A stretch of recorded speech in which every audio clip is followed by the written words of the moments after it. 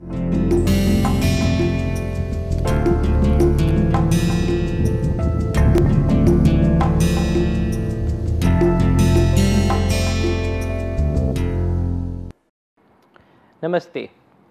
In this week we are looking at the measurements of tree diameters. In the last class we looked at the cross section of a tree and we looked at its bark. How do we calculate the thickness of a bark, how do we calculate the bark volume and the bark percentage. In this class we shall look at how to measure the diameter. So, what is the point? Well, we know that diameter varies with height from the base. So, we know that our trees have a taper. So, if we measured the diameter at this location, say D1, at this location D2, this location D3 and so on, we would have that D1 is greater than D2 is greater than D3 is greater than D4 is greater than so on, and this is because of the taper of the tree. So, if we know that our trees taper, we need to find out a standard at which we are going to measure the diameter, so that the diameter that you measure and the diameter that I measure for the same tree should remain the same. So, what is that standard? That standard is called the DBH, or the diameter at breast height.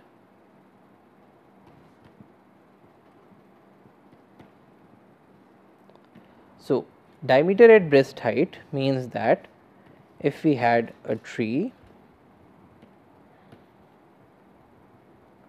and if a person stood in front of the tree, it would be a diameter that is very close to the height of his or her chest, so that the measurement of the diameter is easy. So, this DBH is chosen for ease of measurement.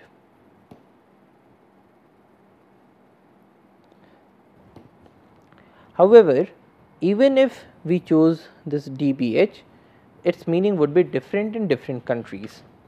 So, for instance, DBH is 1.3 meters or 1.37 meters or 1.2 meters depending on which country you are in. For instance, Japan and Korea take the value of 1.2 meters. Our country takes the value of 1.37 meters as the breast height. Most of the countries in the world take the measure of 1.3 meters, and US, it is still using the FPS system, it takes 4.5 feet as DBH. Now, the International Union of Forestry Research Organizations, or the IUFRO, International Union of Forestry Research Organizations, it recommends that we use the term D in place of DBH. However, in our course we will be using D or DBH interchangeably because they mean the same thing.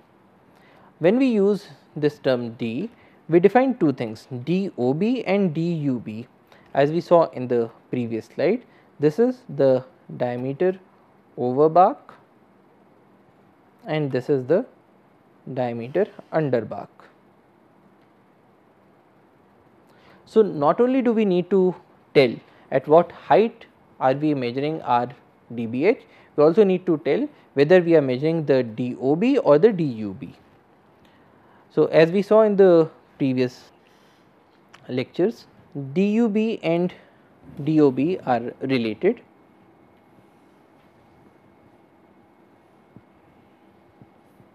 So, if this is your DUB and this is your DOB and this is your bark thickness T, then the relationship is DOB is equal to DUB plus twice the thickness, or the bark thickness is half of DOB minus DUB.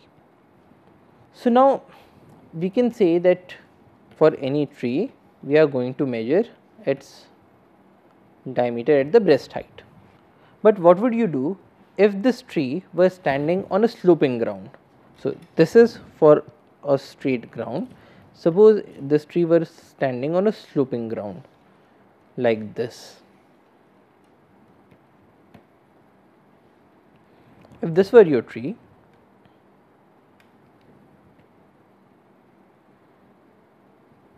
now how do you calculate your 1.37 meters?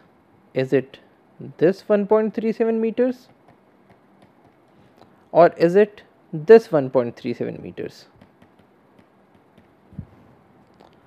So, because if you measure it at this point, you would have a greater diameter, and at this point you would be having a lesser diameter.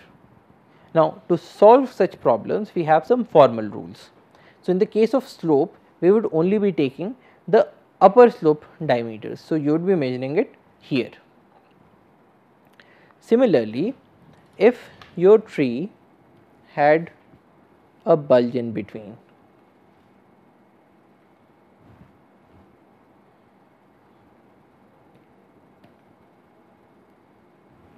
now this bulge could be an irregular stem cross section. You could be having a branch that is protruding, or you could be having a bulge that is caused by some insects. So, in such cases, and suppose your 1.37 meters comes here. Now, this would not be your representative diameter at breast height. So, what would you do? You would measure a diameter right below your bulge and you would measure a diameter right above your bulge. So, suppose this one was your D1, this one was your D2.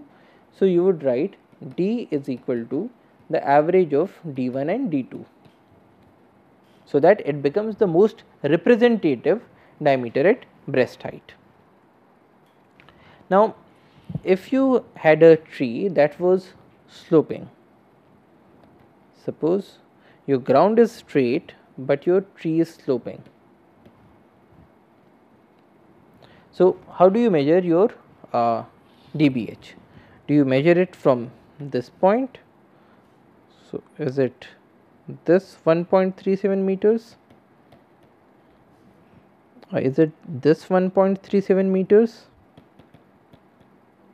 or it is a central portion of 1.37 meters? So, here the rules state that you take measurements at the right angle to the tree axis. So, in this case our tree axis is this. So, we need to take measurements at right angle to this. So, we take 1.37 meters here and we take the right angle, and this becomes our dBH or small d. So, if you can look at this slide, here we are seeing a tree that is sloping on a flat ground. So, this is what we were referring to. Now, suppose your tree had a big buttress. Now, what is a buttress? A buttress means that in some areas you have the roots that are extremely protruding. So, this is your ground level and here you have very thick roots. So, because these roots are extremely protruding, so this diameter it becomes very large. So, if suppose this was your 1.37 meters. So, in the case of a buttress, how do you measure it? So, here the rules state that if you have a tree with a buttress, you take your dBH at some point above the buttress at which the diameters have become nearly equal. So, where your buttress is gone. So, here you will measure your diameter at this point. So, here in the slide we can see a tree with a huge buttress. It was found in Andamans. So, now you understand what a buttress is. So, here this buttress is giving it support. Now, another rule tells us what to do in the case of forking. So, as we saw in a previous slide, forking means that if you have a tree and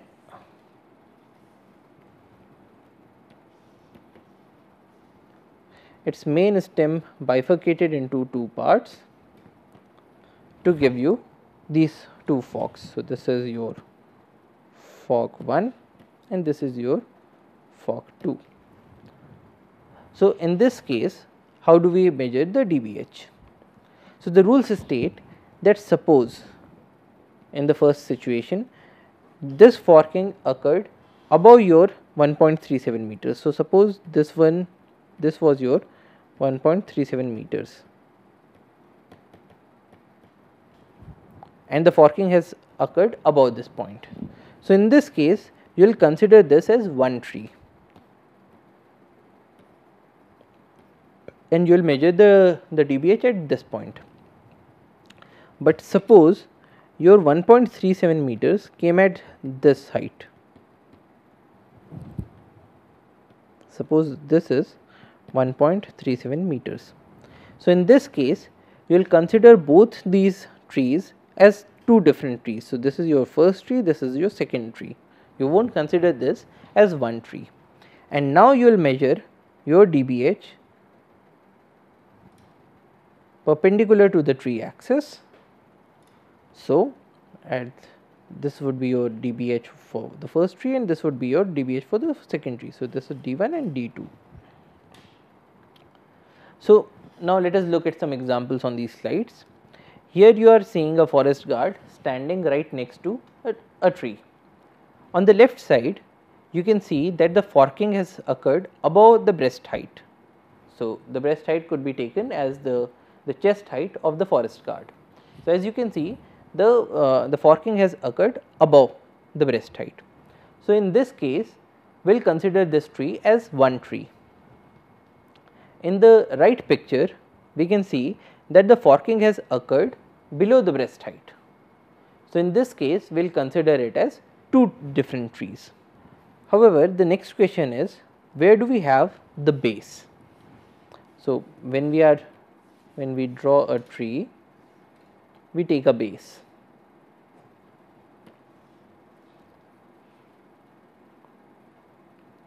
So, in this case we are taking a base. Now, we take this base as the ground level. However, can we uniquely define this base? What if this base was not as a straight line, but it was something like this? Then what would be the base? Now, here the rules are a bit ambiguous. We do not have a proper definition of the base. The base could be an average derived from measurements at different points around the tree. So, basically if you took this, if you measured these heights for your base, you could draw an average. So, the average would be somewhere here, in which case you will take that as the base. Otherwise, what you could do is you could use the root collar. Now, what is a root collar? So, if we drew any stem, so here you have a main stem, you have branches and leaves, and then you have the roots.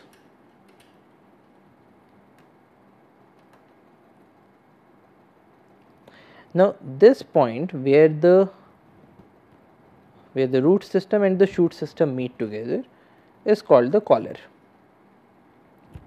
So, we could even disregard the ground level and we could take this collar as the base. So, that is the second definition of base. The base of the tree is synonymous with its root collar. So, we can figure out the root collar because the cross sections of the stem are very different from the cross sections of the root. So, they are completely different tissues. So, it is easy to identify the collar. We could take that collar as the base, or we could take the measuring position on the uphill side. So, that is, we had this tree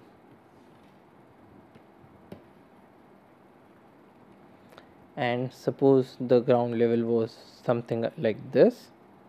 So, we could take on the uphill side the measuring position.